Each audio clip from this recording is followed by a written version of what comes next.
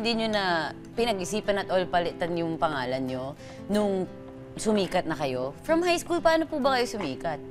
Naging paborito kami ng, di ba, every school, pag may fair, may school fair. Okay. So, nag-umpisa yun. Iniimbitahan kami sa school fair parate.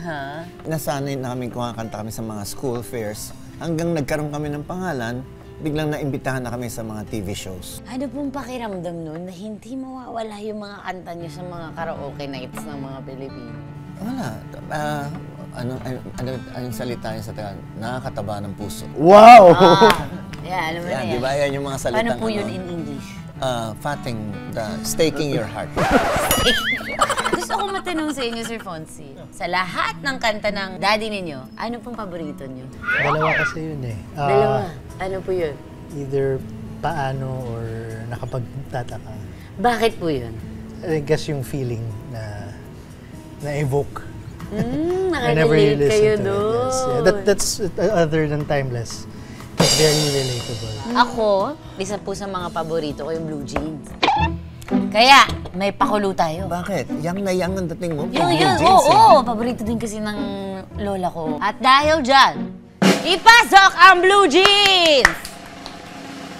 Oh, di ba? May sariling pakayaan. Ito na po yung jeans natin. Pero ito ang pakulong natin. May mga pictures sa pocket. Pantulog mo ba to? Hindi po.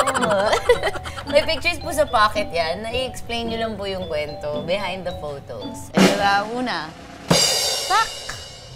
Ano po ang kwento nito? Oh my God, my friend. Si Danny. Yes. Yeah, he passed away in 2022. Kamusta po ang pagtanggap ng grupo? How was the change? And now, na nag-show na po kayo ulit, pero kulang kayo ng isang miyembro. Actually, miss na miss namin talaga. Ano po ang feeling? Miss na miss. Kasi, can you imagine for 45 years, we've been performing together, tapos siya yung lead spokesperson namin sa stage. Lahat ng banter namin, lahat ng mga katuwaan, nag-gimmick. Saan niya umiikot? Nasa gitna siya, di ba? Batuhan kami ng batuhan. Tapos nag-umpisa kami ni Jim nga last year. Parang tinatakbo namin yung mga spills. Nabubungi eh. Parang, sino magsasabi nun? Iniintay niyo po siya. Oh. So, ganon. That's why actually in our major shows, we have a portion na may tribute po we sing with him. And your last tour? Yeah, our last tour sa US, we brought his son, si Jubin. He sings also? Yeah. If there's anything you would want to say to Sir Danny, what is it? We really miss you, especially when we have very, very successful shows. We wish we could share it with you. I'm sure tumatalon-talon rin siya sa langit, di ba?